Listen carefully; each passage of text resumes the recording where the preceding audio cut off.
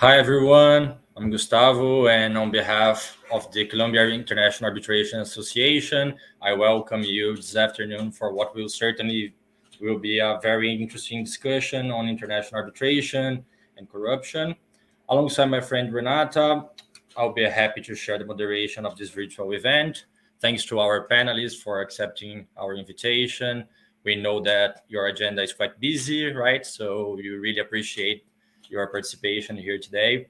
Also, thanks to our audience, which we encourage to ask questions during the event using the chat tool, and to Arbitration channel for providing CIAA again with the necessary infrastructure for our event. Well, it goes without saying that corruption, which can be defined as the misuse of public power for private benefit, impacts the world's economy, mainly because it deviates critical resources that would otherwise be employed in the general welfare. Among other things, failing to control corruption has been the reason for a global crisis in democracy. For example, as many of you may know and be aware, the car wash operation, English for the Portuguese term Operação Lava Jato, had global development, affecting not only Brazil, where everything started, but also many other countries, especially those located in Latin America. So, Renata, why don't you continue from here, please? Thanks, Gustavo. I also want to thank our panelists and Arbitration channel for broadcasting these events. Well, besides its social impacts, which Gustavo briefly mentioned, corruption issues affect many businesses' relationships, especially in the public sector. Imagine a contract entered into force by a company and a particular government. Later on, during its performance, one of the parties discovered that the contract was procured by corruption. Discussions about corruption will likely occur, and the parties might refer the dispute to a court or a tribunal. Today's goal is to address some of the complexities that arise in international arbitration disputes where corruption is alleged and, of course, needs to be proved. Without further delay, I would like to present our panelists. Professor Kabir Duggal, lecturer in law at Columbia Law School and international arbitration advisor at Arnold and Porter, New York office. Professor Petros Mavroidis, also a lecturer in law at Columbia Law School. He served as a member of the World Trade Organization Legal Affairs Division from 1992 to 1995 and has been a legal advisor to this organization since 1996. Lucinda, partner at Steptoe and Johnson's Washington, D.C. and Hong Kong offices. Lisa Vicens, partner at Cleary Gottlieb's New York office. And Llamzon, partner at King & Spalding's Washington, D.C. and New York offices. Kicking off the discussions, Kabir and Petros will present a framework for corruption in international arbitration, thinking about issues broadly. So, professors, you have the floor. Well, it's a delight to be here. Give me 1 second. Let me try sharing my screen. Hopefully, you're not seeing my emails or something that you should not. To all our colleagues in Brazil, it's a delight and pleasure to be here. My grandmother is from Goa in India. They speak Portuguese, use the word speak very loosely. I never learned anything except muito obrigado, and I probably am saying that correctly, but it's a delight to be here. I'm also very because all the co-panelists here are people I love, admire, so that makes it very special. Well done to the Columbia team. The amazing Petros Mavroidis is at a hearing, and he's going to be jumping in and out. But he was going to give us a broad framework. And the agreement we had is if he's not here, I will say his portion in a less intelligent form. For everybody who knows Petros, he's awesome. He's super erudite and fun. I'm going to try and replicate his energy and probably fail at that.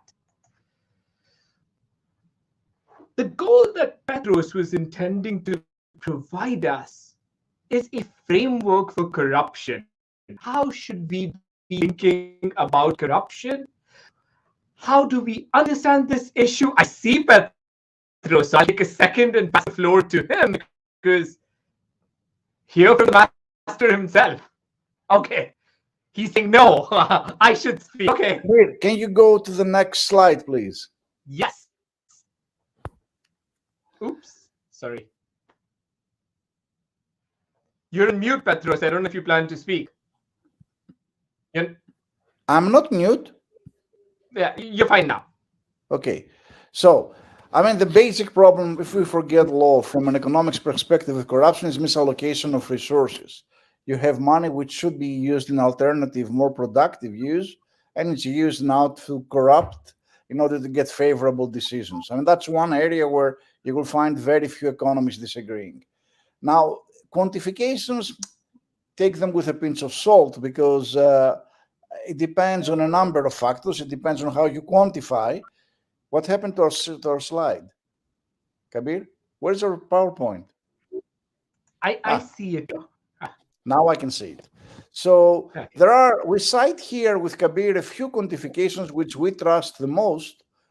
The UN is a little bit of I would say, on the high side. World Economic Forum is probably a very realistic quantification. But what is clear is that a lot of money is being totally misallocated in order to finance those who can take decisions and take them in a way that will not satisfy, if you wish, the intended use of the resources. Next slide, please. Now, let's stick to this. Let's go to the next one, number 5. Because that's an easier way to present our argument. So, excellent. So now, this is a very simple matrix that we came up with Kabir to discuss corruption. We distinguish between procedural and substantive corruption. But then we make, if you wish, a taxonomy looking only into institutional players, that is, arbitrators, experts, and legal counsels. Of course, we understand you can have corruption, for example, from antitrust authority or whatever, but we care about corruption in arbitration, and this is why we kept it to these 3 categories. Now, of course, procedural and substantive issues can arise with respect to each of the 3 categories. And what comes next, we'll give you some examples. Kabir? Now, if we look into substantive laws, there's nothing like an international law of corruption. So essentially, you have regulatory diversity. And societal preferences are quite diverse. On paper, I haven't seen, to our knowledge at least, there's not one single state which does not want to address corruption.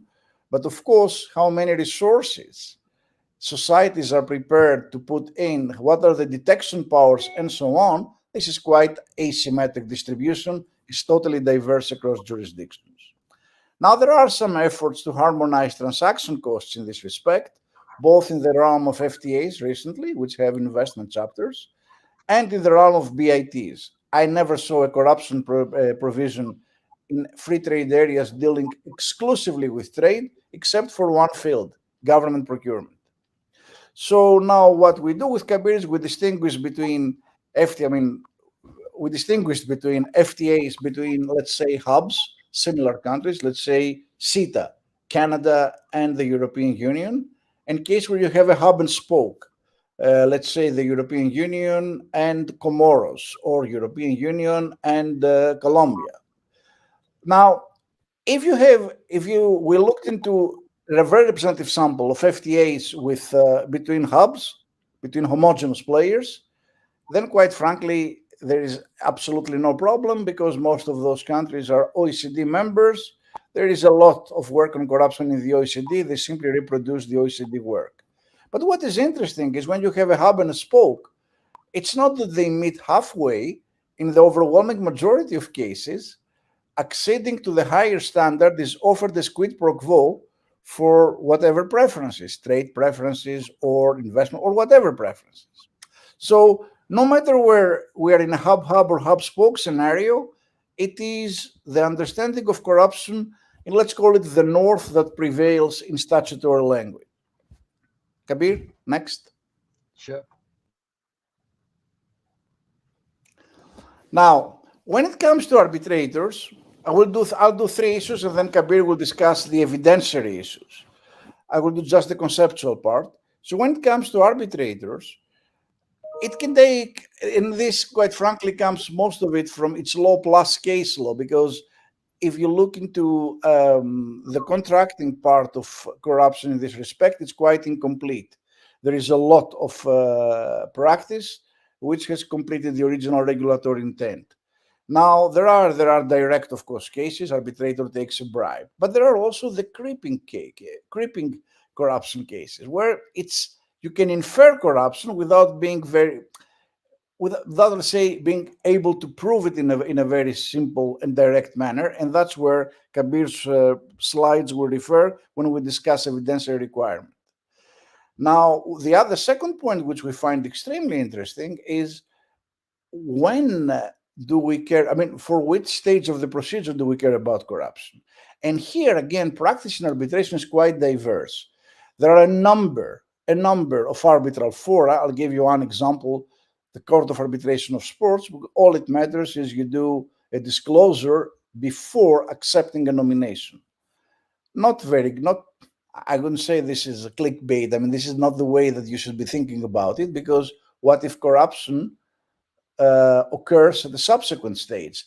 And both Kabir and me were big fans of the AAA in this respect, the American Arbitration Association, where arbitrators have an ongoing duty to disclose. So until the case is, let's say, complete, all arbitrators have to observe conflicts. Now, the problem, of course, here is how do you police those things? The majority of cases that in practice is self-declaration, self-declaratory. This cannot take you very far. There is very little positive experience in international practice with self-regulation. So maybe this is an area that, especially those working in the UNCITRAL model law, should think about policing it through an exogenous enforcement, that is, have some sort of a supervisory body. UNCITRAL, I don't know how far they will go. ICSID, I don't know how far they will go. And quite frankly, speaking to the delegates, especially of the European Union in this respect, this is not an item which is very high in the agenda. But of course, one way to solve the problem is by appointing permanent arbitrators. Then you can police it in a much easier manner. Again, there are pros and cons for those things. This is an open discussion. We just want to flag that here, self-disclosure might not be enough. Kabir, am I taking too much time, or should I go faster? Is it okay? You take the time, I'll go faster. Muito bem. Corruption and procedure. So the second issue we want to flag is experts. Now, and here, quite frankly, it's very interesting to see what do we understand by corruption, and how do we distinguish corruption from bias? Is bias corruption? I'm not so sure. So what we did with Kabir, we went back into, let's say, judge-made law, and we found some amazing cases in the British common law. This is a case from the 19th century Jessel. He should be credited with this distinction between conscious, unconscious sample bias, which is now everyday coin in the way we think about corruption, both in behavioral economics and behavior psychology. I mean, conscious bias would be Kabir gives me 5,000 to say that his mama is the best cook of Indian food on earth. Fine. Unconscious bias is because Kabir appointed me in a case as an arbitrator, I feel subconsciously I should be doing something. I should be spending more time thinking about Kabir's argument than about other people's argument. But the problem is when we have sample bias. And I think Kabir will have the example in the next page, no? In the next slide, we put the example. That's the example. And this is from an actual case. We just changed the names and the numbers. So we're not being accused for citing from a dispute. So assume there are 50 experts on Picasso, and 45 believe a painting, which is, let's say, the litigated item is Picasso, and 5 believe the opposite is the case. Now, picking one of the 5 is not necessarily picking a corrupt expert, because this person, he or she, genuinely believes this is not a Picasso painting. Now, sample bias can look like corruption, but it's not necessarily corruption. So here, when we discuss corruption for experts, we have to be particularly careful about how do we select the experts. And there was a lot of discussion in a very famous litigation in the US concerning tobacco, when the US state went against the tobacco industry. How do you pick your experts? And if you look into economic theory about, again, take this with a pinch of salt, because there's nothing like a hard and fast truth here. But what you try to do is try to avoid a false positive, getting the wrong expert to testify. And the way to do it, people suggest, is by enlarging the pool of experts. If I get one guy, the risk is X. If I get two guys, divided by 2. If I get 3 by 3, and so on and so forth. Next slide, Kabir. Where are you going? This is your slides, chapter 2. The one before. Excellent. Now, there are a couple of cases that we came across in arbitration. Again, fora and names are not to be disclosed until we write this paper with Kabir.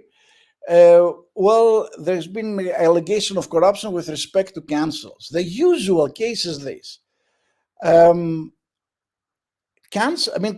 Counsel engages in an unlawful act or facilitates, that's crystal clear, but what you can do. But the interesting point where I would like to spend 1 minute and 30 seconds is the last point. When counsel uses knowledge from a previous dispute in a different dispute. Now, should this qualify as corruption or not? And here, quite frankly, you can construct examples accepting mainstream definitions of corruption where this can be the case, as you can very well take the view that this is something that should not be punished under a routine definition of corruption. But here what matters is, and this is the key point we want to advance, and I will stop here, is what is the disclosure obligation of counsels in particular cases? That is, should we look into type of cases a counsel has worked before, or should we look just at who has appointed? Because sometimes a law firm might appoint Kabir knowing of Kabir's attitude in a previous case with a different law firm, but which subject matter-wise looks very much the same. And here again, it's a very, very fine line. Can we speak of corruption? Can we not speak about corruption? But these are the kind of cases which come up more and more often nowadays. And some arbitral fora have enlarged the duty to disclose precisely because of the danger that might be creeping in similar cases. And I will stop here and pass the floor to Dr. Duggal.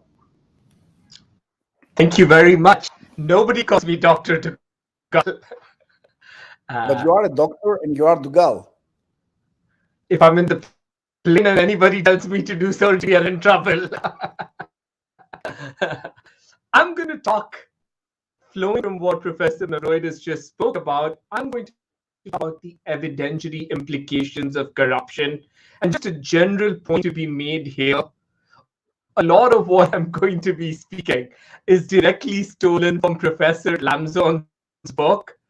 I would actually encourage everybody. I do think that's probably one of the best books in arbitration in the past decade. So I would really encourage everybody, Professor Llamzon here, you're probably getting, again, the second best version of it. But I think some of this will be good framing issues. Most arbitral rules don't give us too much. Oops. This program is super sensitive. So, you click it once and it really dumps. Give me 1 second. Let me come to where I want to. Okay, there we are. Most arbitration rules don't give us guidance on evidentiary rules, right? This is by design. We want arbitrators to decide procedure. If we're going to give detailed rules of procedure, then arbitration is becoming a judicial procedure. That's not what arbitration is supposed to do. Now, we can debate whether this is a good or not a good idea, but matters like standard of proof. How much standard of proof do you need for a corrupt act becomes a question. Now, in arbitration, generally, we say 51%, right? Balance of probabilities, preponderance of evidence, inner conviction test, right? So if I'm arguing a matter with Professor Llamzon, arbitrator Lucinda is going to look and see if version is more compelling. When it comes to matters like corruption, tribunals tell us that we're going to heighten it. Not heighten it to criminal law standard, but we're going to heighten it. Different tribunals tell it to us differently. Some will say clear and convincing evidence. Some will tell us more persuasive evidence. But the point here is corruption is easy to make, difficult to prove. Severe consequences for the corrupt act, right? So considering all this, tribunals do want a little more caution. And just two fun points when it comes to corruption, fun in a legal sense. Direct evidence is almost never going to be available. There is the outlier case, world duty free, where the person actually testifies, like a bad movie, I left a bag of money outside, I came and the bag of money became born. But that is actually, the board actually says that. But that is rare. And so tribunals tell us we may use circumstantial evidence, and two techniques used, which we will talk about very quickly. Red flags, connect the dots. I'm not going to deal with them very quickly because the other awesome panelists will, but you can use circumstantial evidence provided you meet the standard of proof. I'll try to go a little more quickly just so we can hear the other awesome speakers. Hearsay evidence. Tribunals almost always will reject those allegations of bribery, corruption, unless you are able to show more, right? She said, he said, we need to see proof. And you have this very famous articulation here. I heard this person tell me a bribe was given. The tribunal was like, very interesting. What do you want us to do? We cannot go and investigate that. Prove it. So that's one instance where you see heightened standard, but allegations are not enough. Oh, sorry. Newspaper articles. This is another point where you again see, the paper reported that someone said corruption happened. And again, tribunals, they don't discount it, but that in and of itself is not going to be proof of corruption. A little bit on corruption as a jurisdictional issue. Here, I know we're going to have some fun discussions later, so I'm just going to preview it. The jurisprudence tells us corruption before the investment is made is jurisdictional and or admissibility, case out. But if there is corruption, the next day the investment is established, made, it's now a matter for the merits. I'm just going to flag this because I know one of our speakers raised this and I wanted to just preview it since we were talking about this. But as a jurisdictional issue, it is the making of the investment that we are focused on. The final example, I'm just going to get in and out. This is a very interesting case because the tribunal used red flags. Now, in this case, they are consultants. The consultants are friends and family of the president. And the query is, are these consultants doing legitimate work or is this a bribe? Right? Now, the facts here are actually outrageous, right? The capital investment was 500,000. The consultant fees were 3.5 million.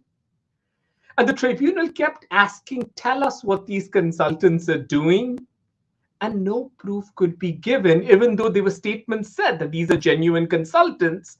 But since no proof could be given, the tribunal used the red flags technique and concluded these payments were bribes.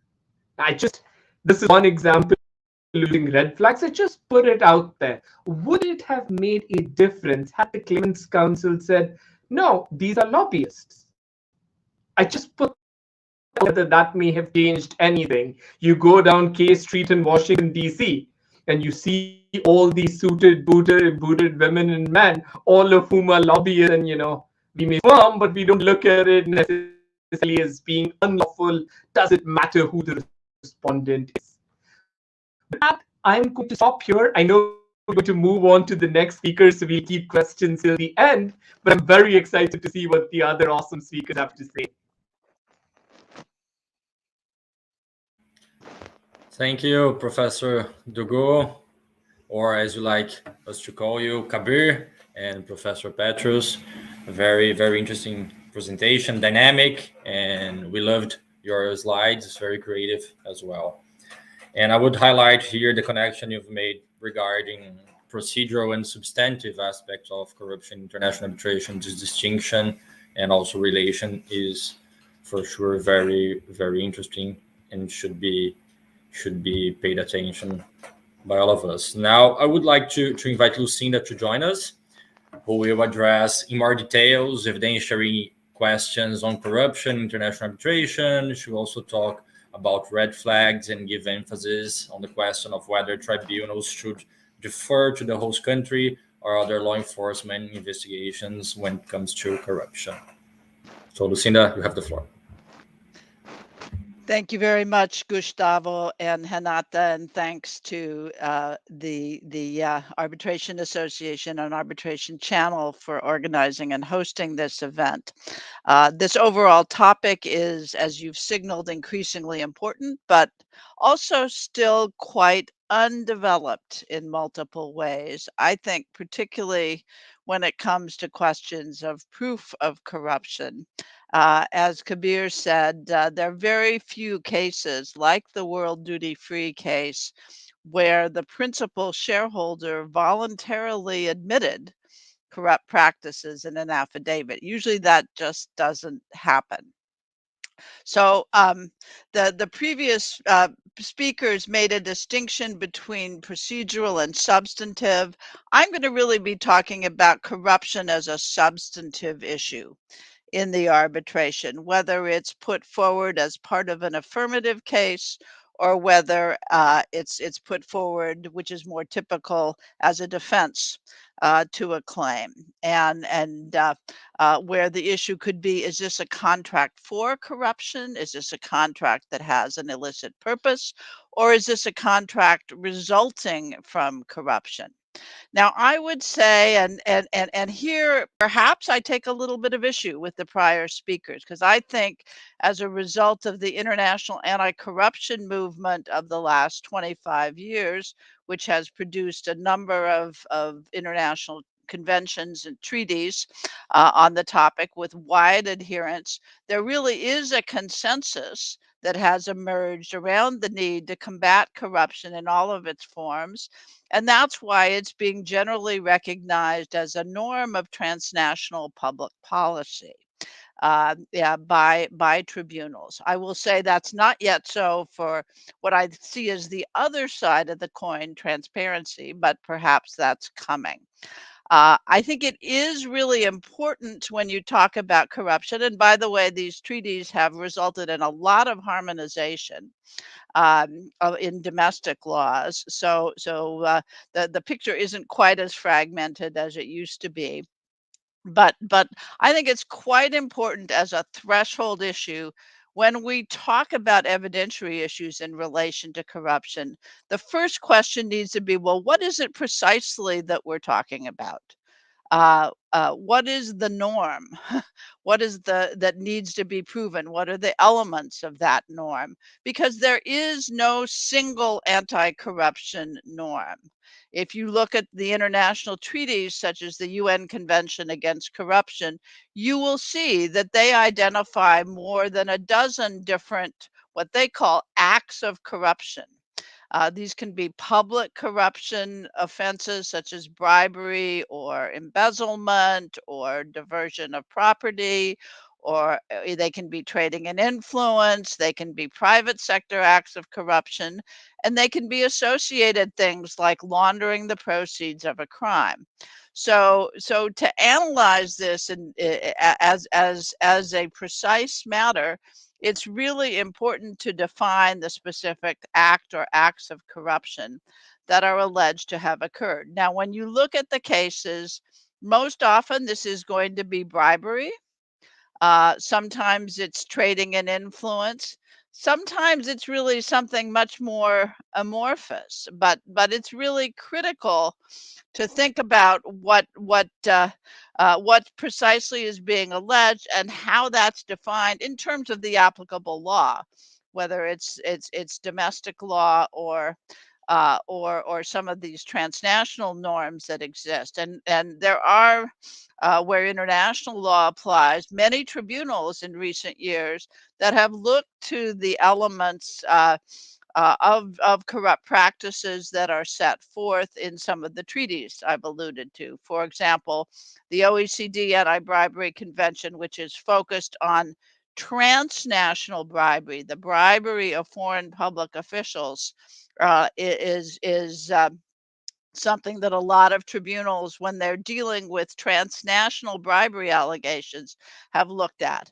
As I said at the beginning, this definitional issue is really important before you get to the issue of proof, because what you're looking at for bribery conduct, which is often defined in terms of a quid pro quo, I'll give you something if you give me something in return, is going to be different than some other types of alleged corrupt practices. So this may also be important when you get to the consequences, but I'll leave that to the side. Now, so when you go beyond the definitional issues, once you've established that, proving a corruption allegation does bring to the fore a number of issues. Kabir's just mentioned the three I'm going to talk about most, which is burden of proof, standard of proof, and methodologies. There are others, and there's a lot of really important issues, but I doubt time permits to get into them, and other panelists may talk about some of them. So I'll focus on these three. Now, burden of proof actually isn't as controversial in this area with tribunals as some issues, because it's generally treated by tribunals as they would any other issue. So if the claimant is alleging a corrupt practice as part of its case in chief, it will have the burden of establishing that. If respondent is raising it as a defense, respondent will have the burden. There have been cases where parties have advocated for shifting the burden to the other party once there's a prima facie case. Generally, tribunals have not wanted to do that, although what you do see often in the cases is parties saying, well, if they don't produce evidence of the services an agent provided, tribunal, you should take an adverse inference from that fact. That's kind of a different thing than shifting the burden of proof, but you see that a lot. That happened, for example, in the Middletech case that Kabir just mentioned. So that's burden of proof. That's different from standard of proof, and I agree. This is a hotly contested issue in this space, and frankly, tribunals come out differently. Some apply the normal civil standard, which is preponderance of the evidence, balance of probabilities. Some have applied a higher standard that is often applied for cases of fraud, which is not as high as you would have in a criminal case, but clear and convincing evidence sort of thing is a higher standard. And some have really gone in between or not even said exactly what standard they're applying. But you see formulations like reasonable certainty, conviction intime, sometimes in civil law cases. So this is an inevitable fight, it seems, Given the stakes, the consequences, as we'll hear later, of a finding of corruption can be quite dire. And those that have applied the higher standards sometimes have harked back to what the former president of the International Court of Justice, Roz Higgins, said in the oil platform, which was the graver the charge, the higher the evidentiary standard. But this is really an open issue. And that brings me to the topic of red flags.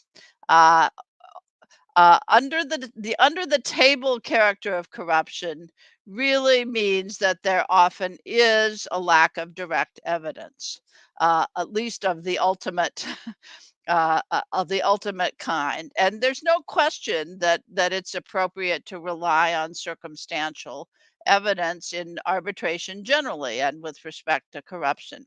But that's led to a little bit of a slippery slope because it's led to parties alleging corrupt practices to advocate for a finding of corruption based simply on red flags or indicators, or sometimes a connect the dots methodology.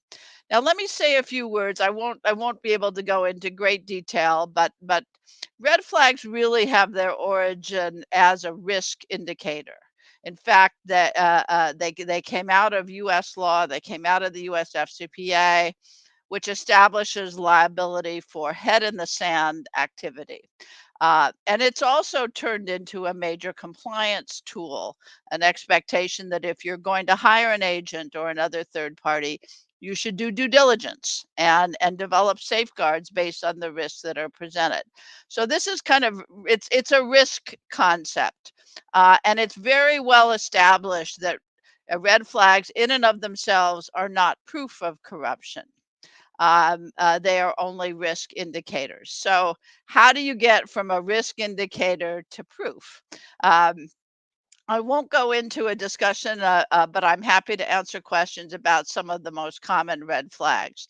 They're really general ones that are country or industry specific, and more specific ones that relate to the party or the transaction.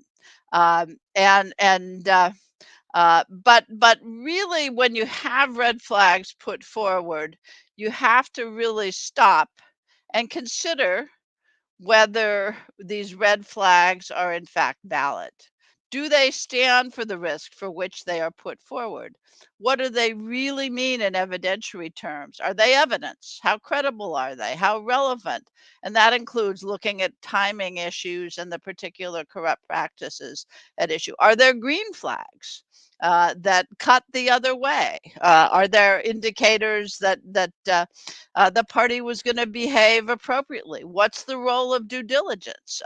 I would say that compliance practices are becoming more and more of an important factor as companies under, whether it's Brazilian law or Spanish law or US law, are either required or encouraged to develop these programs. What weight do you give as a potential green flag to compliance practices? So there's really a need, when you have a red flag analysis, to really consider, what are these red flags? Are they really what they seem to be? Are they risk indicators?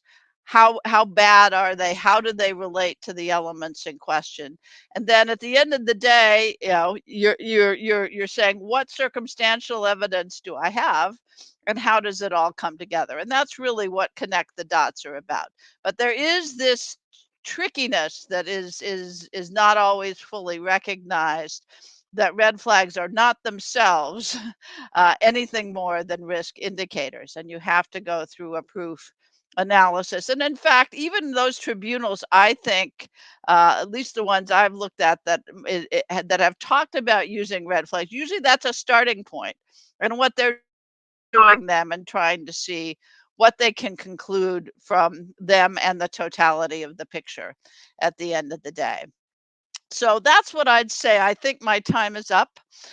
So I'll stop there, but I hope this brief overview has given you some flavor of the importance of definitional precision in relation to corruption allegations, some of the key evidentiary issues, and what red flag analysis is and isn't. And as I said at the beginning, this is a very fluid issue and one that a lot of organizations are looking at right now. I'm part of a couple of those efforts, and we may see further developments in this area from groups like the ICC and others in the next couple of years. Thank you very much. Perfect, Lucinda. Thank you very much for your enlightening presentation on the evidentiary questions on corruption. I will now pass on the mic to Lisa, who will talk about the issues related to negotiated resolution of enforcement proceedings, U.S. discovery in aid of international arbitration, and the long time it may take to fully put corruption allegations at rest. Thank you so much, and thank you very much to the rest of the panel. This is a really super interesting topic. Lucinda, I hope you stick around because I definitely have some follow-up questions for you. That was really interesting, and just all of the different nuances and complexities. I think about my clients who, you know, how much diligence you even do depends on what your investment is. And, you know, there's just so many layers to this. And so thank you for those really enlightening comments. And I think this is going to be like a nice follow through on that because, you know, some of these issues that arise in the context of due diligence, these issues that lead to arbitration proceedings, as you can imagine, lead to other proceedings as well. And Renata talked about the three different topics that I'm going to cover: negotiated resolutions, discovery in aid of arbitration, as well as, you know, just sort of competing timelines. But what this all really falls under is some of the complications that can arise in what we term to be parallel proceedings. And so, you know, the idea is that, as I mentioned, you know, when you have, you know, while it's possible that corruption may arise for the first time in the course of an arbitration, you may find out about it, or an issue may arise. You know, the vast majority of arbitrations that involve allegations of corruption are actually based on criminal or regulatory investigations that may have already arisen and that may still be ongoing at the time of the arbitration. And as I mentioned, when that arises, and especially in particular when those proceedings are taking place at the same time simultaneously, that creates this situation of parallel proceedings. And what I was hoping to focus on briefly today are some of the pitfalls that can arise in the context of parallel proceedings, and, you know, what counsel should be considering. And often it's not the same counsel. I can say that because, you know, I most often wear a white collar hat, and I have to call all of the other experts that are on this panel when there are issues that arise in an arbitration. I'm not wearing that hat myself, but it is very key to be able to communicate amongst those teams and to understand the consequences of one proceeding on another. And again, you know, I'm conscious of the fact that there are law students. You know, when that happens, what that is referred to as collateral consequences. When you have parallel proceedings and there is evidence or developments in one proceeding that can impact the other proceeding, you know, we refer to that as collateral consequences, and that is something that is very, very important to be mindful of in navigating these type of complex issues. And just to make it even more complicated, I mean, something that's inherent, especially, for example, in the context of the FCPA, the law that I practice the most with, is that it's going to be cross-border in nature. So when you have these parallel proceedings, that doesn't necessarily even mean that there are parallel proceedings occurring within the same jurisdiction. There are parallel proceedings that are often cross-border in nature, and there could be a high number of them that are occurring at the same time across different jurisdictions, which lead to additional layers of complexity and potential collateral consequences, including, you know, some of the topics that we're going to talk about today. So, you know, what weight is given, for example, to a resolution in one country in an arbitration? How can you obtain evidence from one proceeding and use it in another, especially when you have different jurisdictions involved? So, you know, just to give an example, a couple of examples, real world examples, some personal examples. I'm not going to get into, you know, confidential details about them, but some personal examples of matters I've worked on. You know, for example, the proceedings involving the Brazilian oil company Petros that arose in the context of the Llamzon investigation in Brazil. Just based on publicly available information, it's possible to see that Petros was involved around the same period of time in various proceedings in different countries. It was itself participating as an assistant to the prosecutors in Brazil, the Ministério Público, in their criminal proceedings, as well as other Brazilian agencies that were also investigating allegations of corruption in connection with Lava Jato. It was engaging in enforcement discussions and proceedings with the Department of Justice and the SEC in the United States, as well as criminal investigations in other jurisdictions in Europe.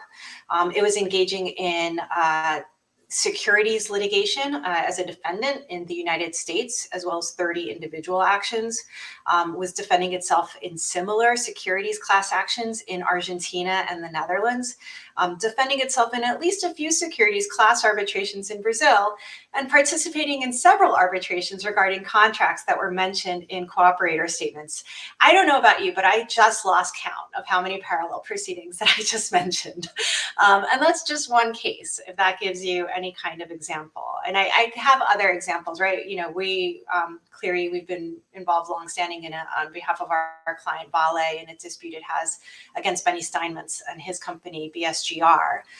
You know, and at the same time that our arbitration with BSGR was ongoing, Mr. Steinmetz was subject to criminal investigations in the United States, Israel, Switzerland, and Guinea. And so, you know, again, the examples abound, but the bottom line is that to properly defend a client in any of these examples of complex cross-border disputes, including related arbitration, it is extremely important that the different counsel teams representing a company in the various proceedings cooperate. And in doing so, hopefully anticipate and consider the collateral consequences that developments in one proceeding may create to another. So there are, you know, as you can imagine, any sort of number of iterations that these potential collateral consequences can take. I've kind of picked and chosen a few. If there are others that folks want to discuss, happy to do so during the question and answer period. I also invite my fellow panelists to jump in. But, you know, the first that I wanted to talk about is relating to actually settling corruption charges with authorities and what the impact of that can be on an arbitration. Second, I wanted to discuss issues relating to U.S. discovery in support of arbitration, which is a particular vehicle available in the United States that's often invoked in arbitration proceedings. And finally, I wanted to discuss issues relating to the length of time that it can take to resolve allegations of corruption or have them dismissed, and how that in turn can impact arbitration proceedings. So first, as I mentioned, you know, I wanted to discuss concerns that can arise in the context of settlements of allegations of corruption with authorities. So as many of you know, frequently companies facing corruption investigations, especially those with publicly traded stock, so for example, US issuers, will opt to cooperate with authorities. So for example, companies with ties to the US, such as those listed on the New York Stock Exchange, will cooperate with the Department of Justice and the SEC in their investigations into potential violations of the Foreign Corrupt Practices Act, which is the US Anti-Bribery Act. And there's, you know, and as part of that cooperation, they will basically almost put themselves in the shoes of the government authority, conducting their own internal investigation of allegations of corruption within their organization, handing over documents, communications, providing and producing witnesses to the government. Their counsel may make presentations to the authorities on their own internal investigations. And so, as you can imagine, there's a great deal of evidence that is created as a result of this cooperation. A lot of it under the rubric of attorney work product originally, but then, you know, when it is provided to the government, it loses its privileged status. And so, you know, we're going to talk about sort of, you know, how and what impact that cooperation can have in terms of evidence. But, you know, for right now, I just want to note that, you know, that cooperation with the authorities, there's a reason why companies do it. And the reason that companies do it is to increase their chances that the government may either walk away or more likely may consider the company's cooperation in connection with an eventual resolution.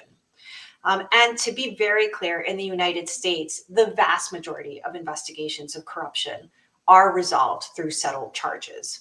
It is very, very, very rare for an FCPA case against a corporation to be litigated. And there are even, generally FCPA litigation is rare, whether we're talking about individuals or companies, but it is even more rare for there to be a litigated case against a corporate entity. And there are good reasons for that. There are significant consequences of a guilty plea for a corporate entity. It can be a death knell for the company.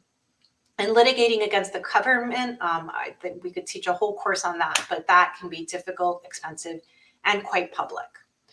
So accordingly, and as you can imagine, companies settle. And we've all seen the high dollar amount settlements under the FCPA.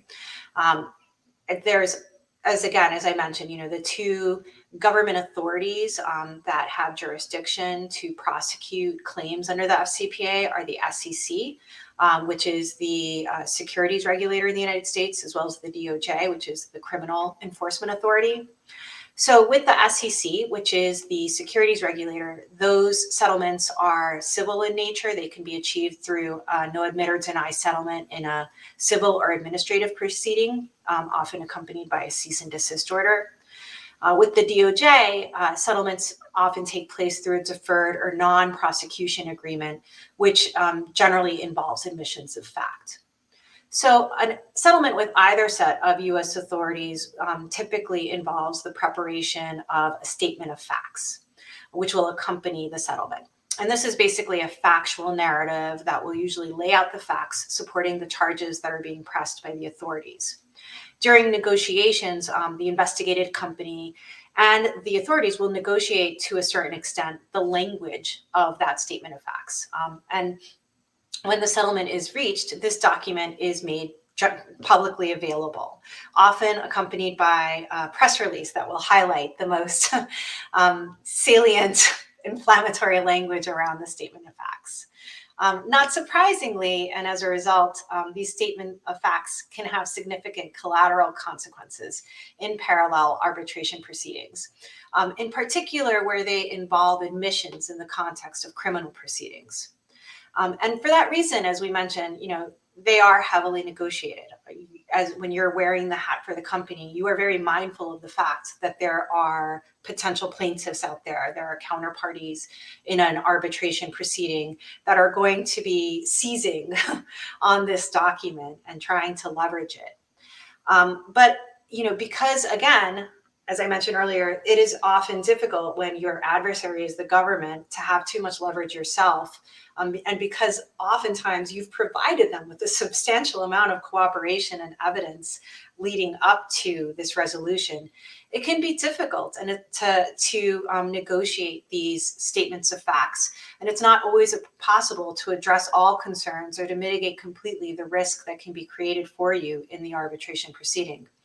Accordingly, once the statement of facts is made public, opposing parties will try to leverage these documents as admissions of wrongdoing, even in cases where they are not.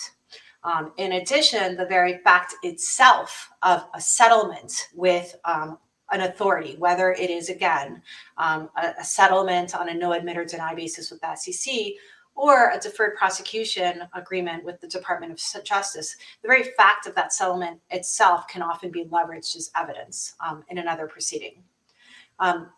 Again, so the role of counsel, as much as possible, is try to mitigate the collateral consequences of these resolutions as much as possible. And you need to do that in a few ways. I mean, there's different ways that you can do that. One is to consider the timing. When are you entering into a resolution? How does that fit into the timing of the arbitration as it's occurring? Again, the second way is through negotiating what's going to end up in that statement of facts and trying to understand whether or not you're actually negotiating the statement of facts in a way that's going to highlight, highlight certain information that may potentially be less damaging for you in that parallel proceeding. And the third then is in the arbitration itself, once this has become public, to try as much as possible to place the facts in their appropriate context and to distinguish the legal standards. And this goes quite a bit to the points that I think Lucinda and others were making with respect to, you know, what is the legal standard that this supports, and what is the burden of proof that needs to be met, and how does this evidence play into that? So, for example, as I noted, in the context of settlements with the SEC, those are often made on a no admit or deny basis. And what does that mean? That means, on the one hand, that the company doesn't admit any of the facts described in the resolution. And on the other hand, the company cannot publicly deny those facts. However, if you're a good lawyer, you've negotiated a resolution with the SEC that would still allow you to defend yourself in other proceedings relating to the same facts and allegations that do not involve the government. That is a carve out that is pretty typical that counsel will seek. And as I've mentioned, while companies will often opt to settle for, you know, a good number of reasons with the government, they will not necessarily do so because they themselves are acknowledging a violation of the applicable laws, and the resolution also will acknowledge that fact as well. But this is, again, this is not an admission of a violation of a specific law. So here, when that is the case, it's important for the company to explain to arbitrators the nature of the resolution documents, what it is and what it isn't, if it's made on a no admit or deny basis, to explain that the document itself cannot be deemed an admission of wrongdoing. We've worked in arbitrations in which enforcement counsel submitted declarations or assisted in engaging expert witnesses to explain these nuances. And that's something that should be considered in an arbitration. So interestingly, in one arbitration, a company was required to present a witness that was knowledgeable on facts related to negotiated resolutions. In that case, we'd been involved in the negotiations with the authorities, and we were involved in assisting arbitration co-counsel in preparing a witness to be cross-examined to basically explain to the arbitration panel exactly what the negotiated instrument meant, what the language of it meant, because these can often be, as negotiated instruments, difficult to understand and difficult to understand what weight should be applied to them. So, you know, that's one aspect I wanted to talk about. And again, I think it's pretty clear from it just how important it is to have communication across teams, and to think about, you know, and as much as possible, anticipate, you know, when is a resolution going to happen? What am I going to need to say in the context of that resolution? And, you know, what's going to be made public? In other words, how do I best mitigate the fact of this government proceeding on the arbitration? So next, I wanted to turn to the second issue that can often arise in parallel proceedings, which is issues relating to discovery in support of arbitration. And this is, it's a pretty, I think, similar point, but it's worth making. So as I mentioned, you know, in the US legal system, parties are entitled to pursue extensive discovery. This is even more the case when you're talking about not even in a litigation, but in the context of a government investigation, where it's basically whatever the government asks for if you're cooperating. So that often means, you know, having access to a high volume of evidence in possession of the counterparty in your litigation. This can be very different from the rules in civil law countries. And although there has been room for some document production in international arbitration, I don't think anyone here would question that the procedures available, the discovery procedures available in arbitration, are not as broad as US style discovery. So US discovery rules can be quite complex. It's not always clear to foreign parties and lawyers how they work. One relevant rule in the context of parallel proceedings that I wanted to flag, because I think it's interesting and something that's important to be aware of if you're practicing in this space, is that parties can be required to produce during civil litigation discovery that was previously shared with the authority during a company's cooperation in investigations in the United States or otherwise. So you will get, if you are a defendant, you will get a document request, and that one of those requests will say, produce to us all documents that were provided to the Department of Justice or SEC in their investigation of the relevant facts, you know, the facts that give rise to the litigation. And this means that companies facing corruption allegations, that had all of these incentives that I described earlier to cooperate with the authorities in order to mitigate the consequences of an investigation by the authorities and hopefully achieve not a criminal charge, but some type of negotiated resolution. Now all of that cooperation, all of that evidence is going to get into the hands of your adversary in a private proceeding. And that is a big risk in the United States. And that is typically one of the document requests you can expect in any litigation involving allegations of corruption. And so that is something to be mindful of in these proceedings, because what then happens, just to add to the complexity, is that parties to an arbitration may be able, in certain limited circumstances, to piggyback on that U.S. civil discovery. Under Section 1782, a U.S. federal district court may order discovery for use in a proceeding in a foreign or international tribunal upon application by an interested person.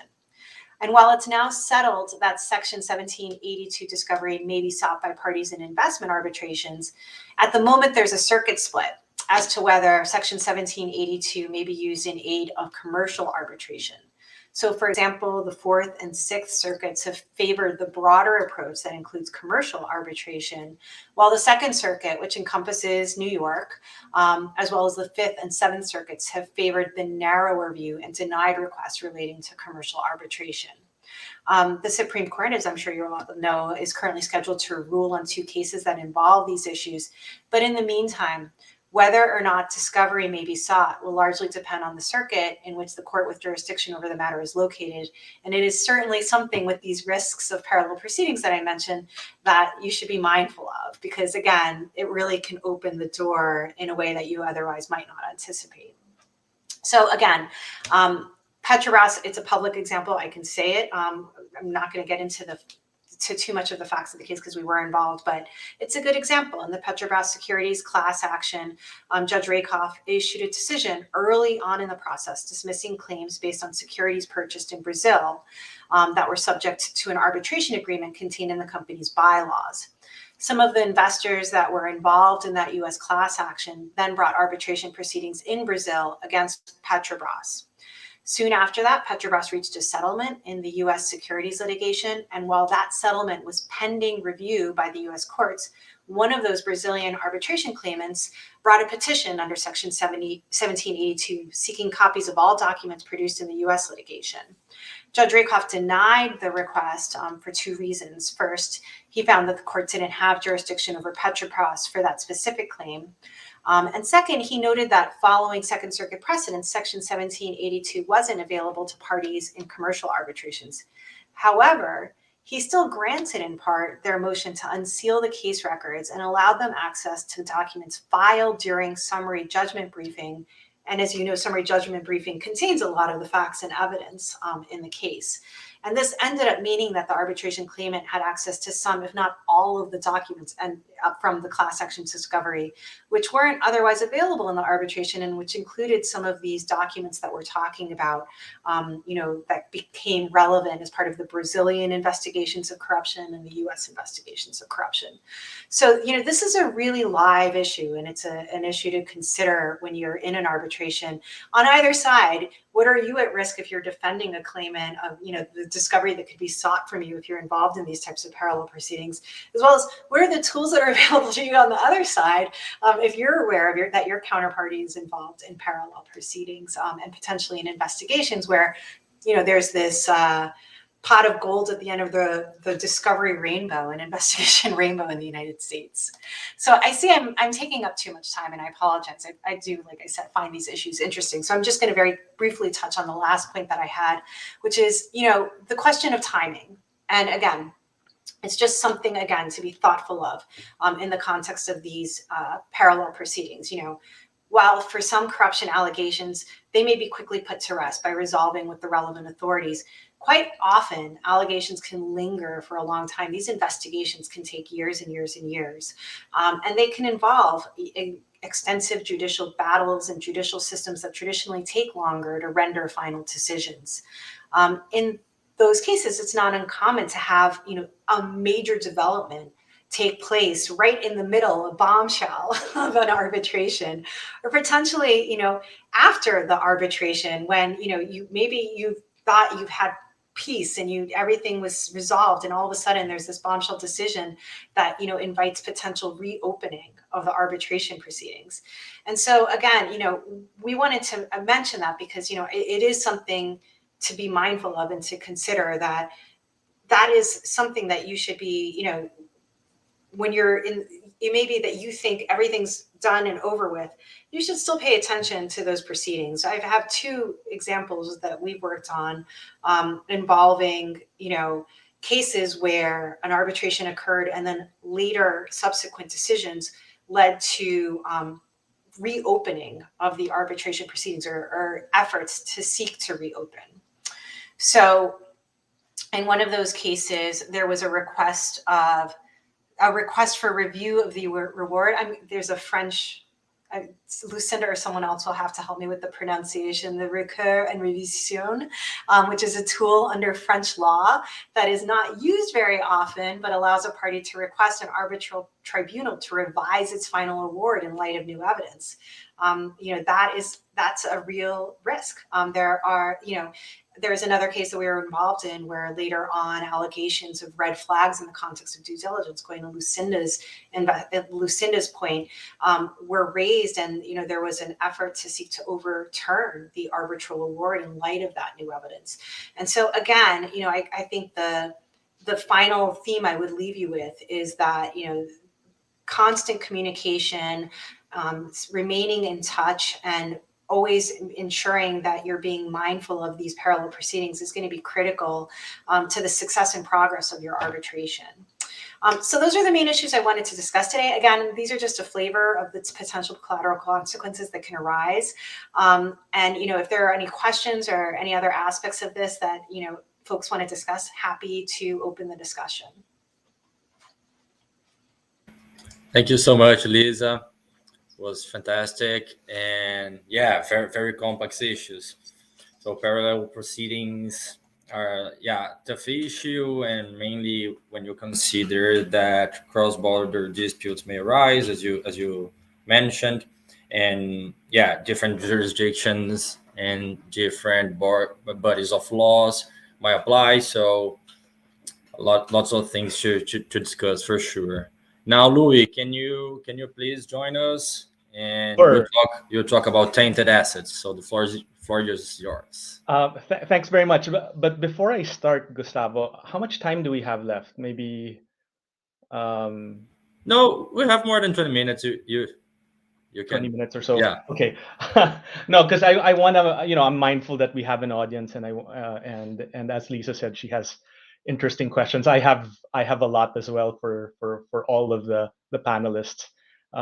Perfect.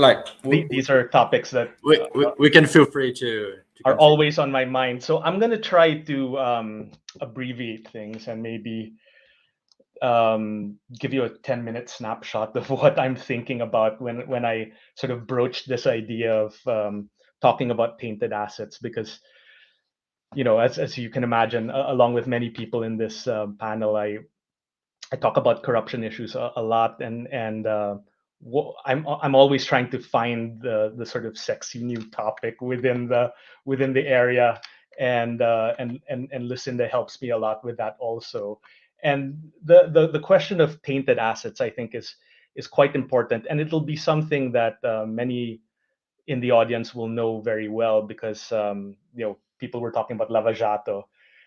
That is a great example of what happens in a multi-jurisdictional situation where you have a corruption scandal that involves a multinational infrastructure or natural resources company that's investigated for corruption in one part of the world. And then as that investigation deepens, you find that the company's assets in other parts of the world have been obtained through bribe payments that are paid to public officials in those third countries. And so that's what I mean by tainted assets. A situation where you have an investor or a buyer who purchases an asset but did not know that the original owner who sold the asset acquired it through corruption. And it's a tough issue. Sorry. If the concession is canceled, for example, because the purchasing investor is supposed to have received a tainted asset, that investor will feel aggrieved because it considers it unfair to be penalized for corruption that it did not commit. But at the same time, you have the state that also has a legitimate desire to hold someone accountable for the bribery that was committed by the predecessor in interest, and may not want to be burdened by what it considers to be an illegitimate agreement. And so the state may also say that someone who purchases shares in a company really just steps into the shoes of the prior owner because it's the same company, and so the burden should lie with the purchaser and not really with the government.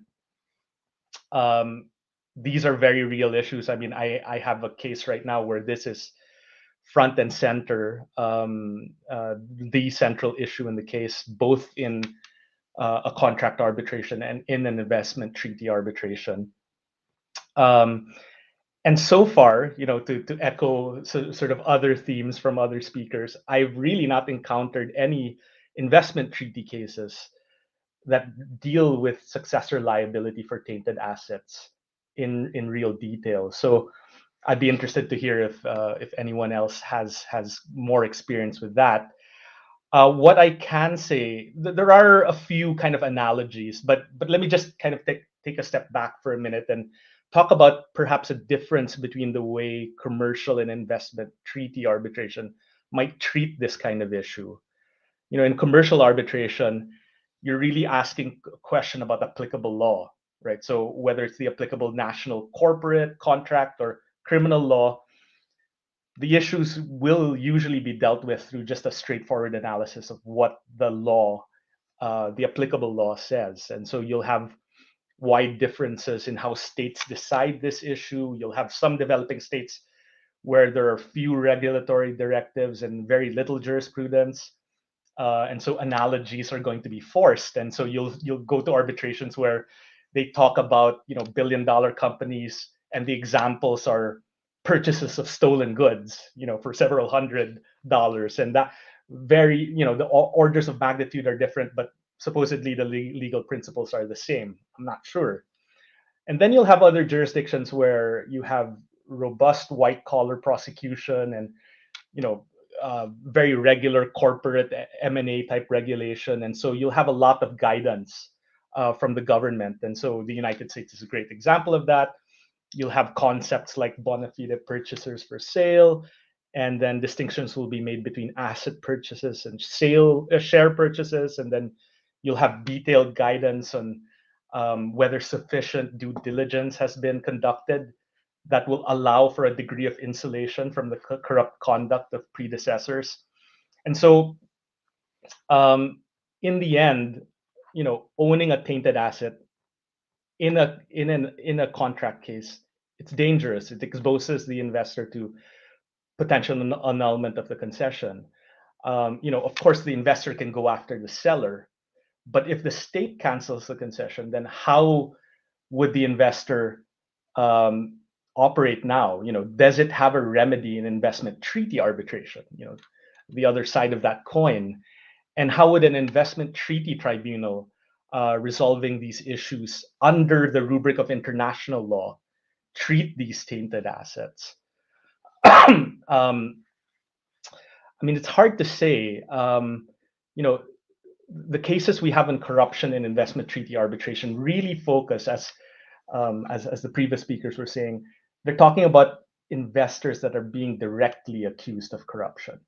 So these are sometimes questions also, to complicate things further, on whether the state solicited or a public official solicited or extorted the host states, used their authority, legally or illegally, in order to extract a bribe, or maybe a rogue employee's acts, whether that can render the entire company liable. And so you have those kinds of questions of different responsibility, state responsibility for the corrupt conduct of its public officials, but really nothing on tainted assets. I was looking at the case law with the help of a colleague of mine, and there are some ongoing cases. So there's this case, Seda versus Colombia, that's currently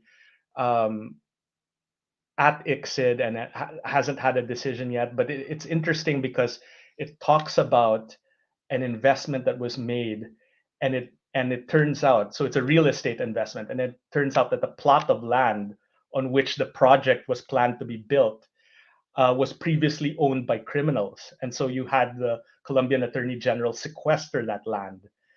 There's no decision in that case yet, but the investor there is conceding that the asset was tainted, but argues that their good faith acquisition of the asset results in a newly created right that should be enforceable and recognized. But they use Colombian asset forfeiture laws, interestingly enough. And so it's not an argument that's based on international law.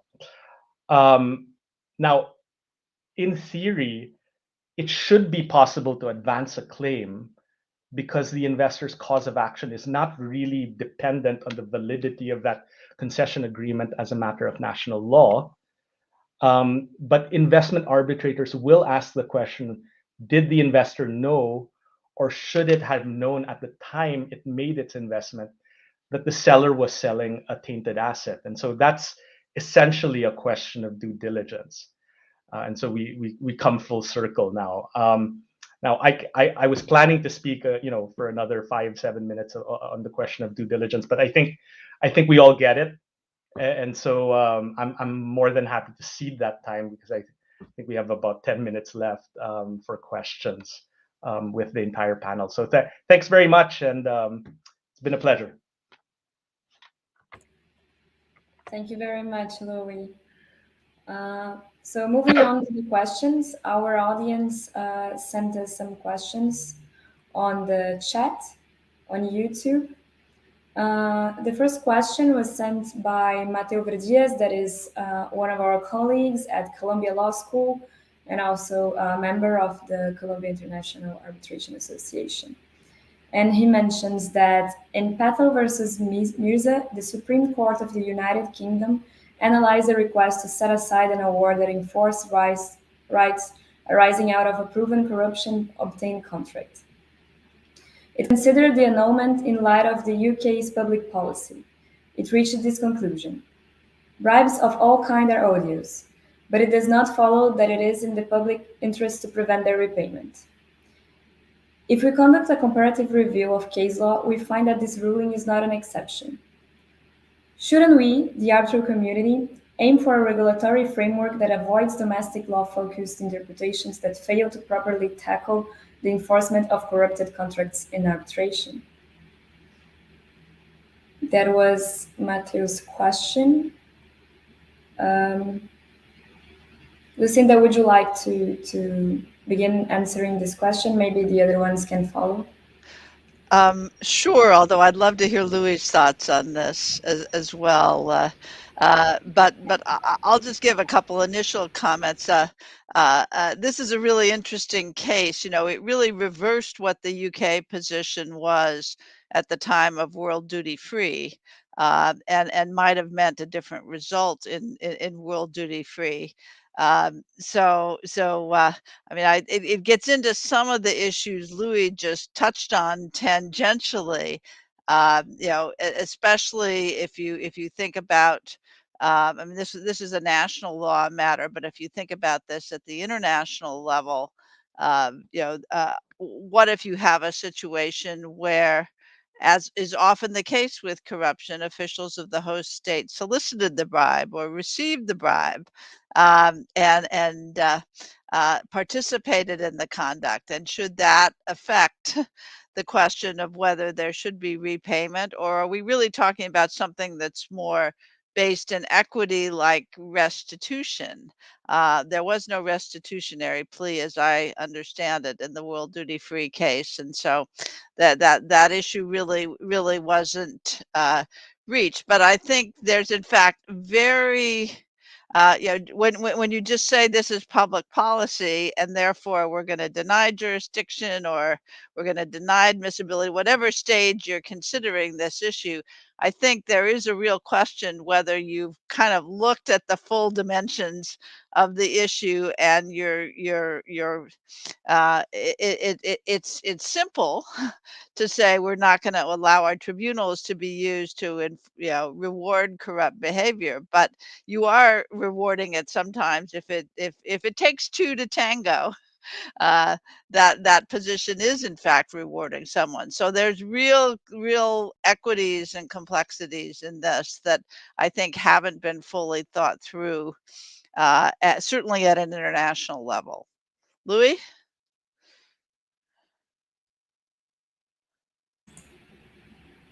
You're on mute. I was saying I'm not even sure where to begin because there's so much to say. I didn't quite get the full nuance of the question. Sorry, because things were intermittent. But I understand it to be generally a question of who bears the burden, what are the consequences, and is it appropriate to have what I think by general acknowledgement is the sort of current.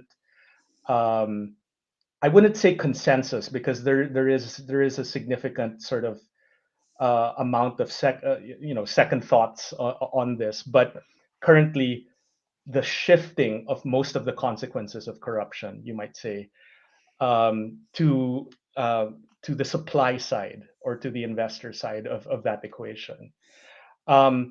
When we do that, you generally see a set of arbitrators that are very concerned with corruption, not only in its legal sense, but in its moral and ethical sense. That's why these are principles of transnational public policy. And that's why they say, we should have a policy of zero tolerance for corruption. The question, though, is zero tolerance for corruption in a situation where the consequences are all shifted to one side. Does that allow for sufficient accountability in order to have an overall framework where you are reducing corruption because even the state knows that it may not necessarily be able to use corruption as a shield if it doesn't do the acts that are necessary under international law? So these are international law obligations, as Lucinda also has written a lot about, that to prosecute those that they say to have been corrupt. And so you'll see commentary that says if there was one mistake in World Duty Free, I mean there were a few, but one key one is that you had the head of state soliciting bribes. Okay, the head of state. And under any circumstance, if it's an environmental human rights violation, the state would be responsible for that. But in corruption, somehow that doesn't apply, And so you have to find, but that, these are complex questions. And so you're going to have to find a way to put in some balance. And I'll just stop there. Yeah. I had a follow-up for Louis, actually, if I could do that. Okay. Louis, in your book, you had touched upon some of these points, that we're really creating an exception in international law, that the law totally lacks nuance, right? It's corruption out, right? There's some nascent suggestion now that we may allow costs that go to anti-corruption efforts on behalf of the state. Right. But just as somebody who has been thinking about this, do you have any ways you think we could do the law more better? So that's a great question, Kabir. You're really talking about the Spendex case where they basically said, okay, we found corruption, but we're really concerned about the state's role in that corrupt conduct. However, the tribunal said there, because of the corrupt acts, there was a violation of the legality clause in that treaty, and therefore we have no choice. There's no jurisdiction. But the only thing that we can do really is apportion costs. and we don't necessarily want to give everything to the investor. So we're going to create this fund, this sort of anti-corruption fund to help the state promote corruption. I mean, that will be, of course, cold comfort to the investor who, in other circumstances may have invested, tens of millions of dollars. I'm not quite sure in the Spentex case because it's still not public, unfortunately. I mean, I take a different approach. I tend to think of these things as, as a sliding scale where it's still legitimate to think about these issues potentially as a jurisdictional or admissibility issue, but the kind of corruption that would allow for that outcome, I think, would have to be pretty egregious, and pretty one-sided, along the lines of an investor who comes in and tries to get a better economic deal for himself by bribing a public official so that you get something that's above what you would otherwise get in the market. In that situation, that's pretty bad. But oftentimes you'll see that bribery is committed in order to prevent political sovereign acts against the investor from to the detriment of its investment. So that's kind of on the opposite side of the scale. So a bribe was still paid, but for other reasons. And so, yeah, I mean, I could go on and on, but yeah, we can stop there. So, in the benefit of time, unfortunately, we have to end this panel. I guess the discussions are very, very rich, and of course, we could stay here for, I don't know, maybe one day, and it wouldn't be enough to be exhaustive on all the themes and topics. So yeah, it stays here as the invitation for another panel on this topic. Maybe we could finish or go more deeper in these discussions. Thank you everybody for being here. It was awesome. Thank you, Renata, Lisa, Lucinda, Kabir, Louis, Petros not here, and Arbitration Channel, to our audience again. It was a pleasure. Thanks so much. Thank you. Thank you. Muito obrigada. Tchau. Obrigado. Have a great day.